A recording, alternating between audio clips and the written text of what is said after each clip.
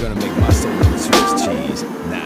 Yeah, when the world feels dreary and cold and people trying to shoot holes in your ethereal soul, acting nasty like some bacterial mold. Whatever happens, let it go and people flapping their gums. It's hard to listen when you feeling more broke than the two-party system. But loving where you at, that's the true art of living. Stop grasping, let it go and I got stress crashing on my couch again. Feet up on the ottoman, he never runs out of friends. He brought anxiety, they quietly signed a lease. I got the door locked with depression outside at least, trying to find peace. But these roommates stay up too late, yelling about the end of the world, drinking that Kool-Aid. It's too wild, not as fun as two root canals. They need to move out, the things will get easier like new child trying to cool out.